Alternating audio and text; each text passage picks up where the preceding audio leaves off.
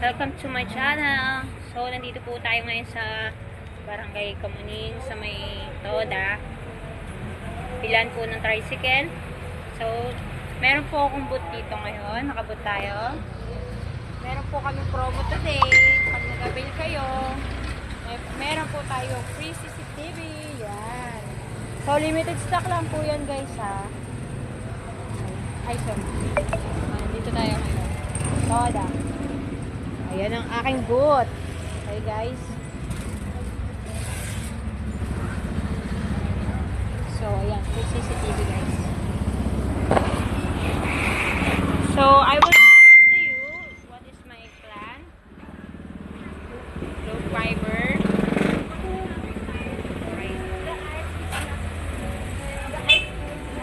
Wait lang. Next video. Wait.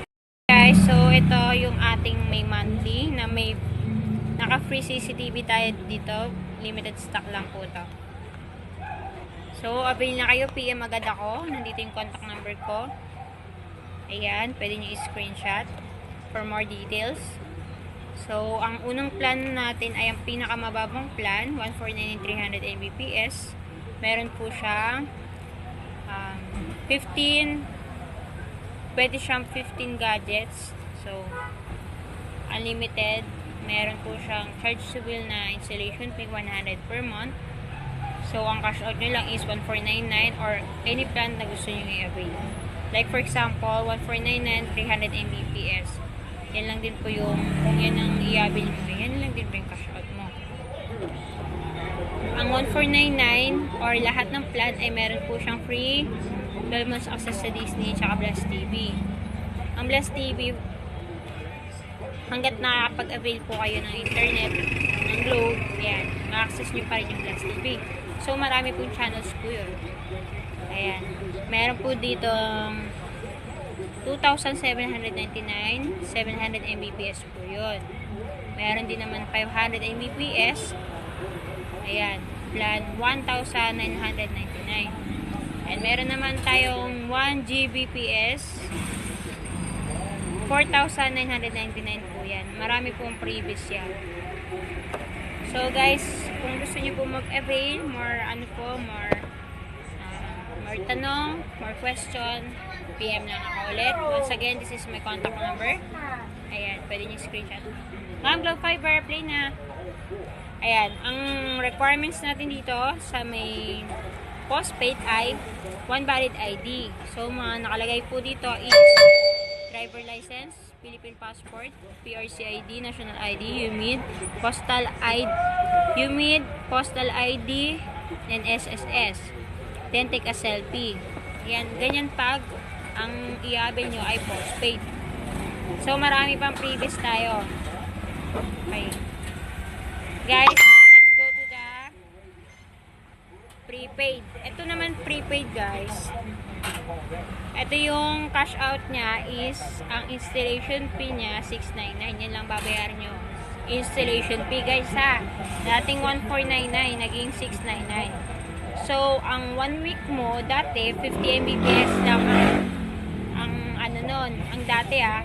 Dati nating cash out 749 tapos ang ano nun, ang cash out ang installation fee niya ay ang free niya is 50 Mbps lang. So, ngayon, 699, pero ang free niya is 100 Mbps. Ang free niya is 7 days. Unlimited internet. Okay? No documents required. Means, wala siyang, hindi kailangan na requirement. No lockup period. Install agad. Connect up to 10 devices, guys.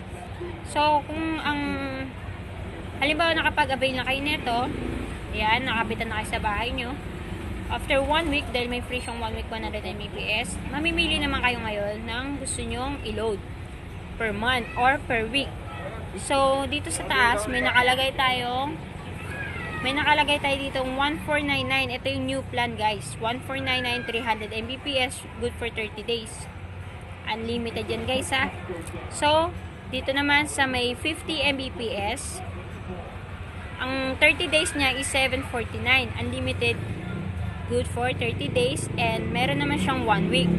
249, 50 Mbps. So, dito naman tayo ngayon sa 100 Mbps. Same, meron din siyang 30 days, 999 ang monthly.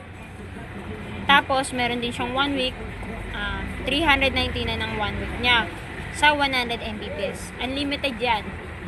Hanggat hindi natapos yung due date ng, halimbawa, yung 1 month na niload nyo, hanggang 1 month, nandiyan pa rin ang internet nyo.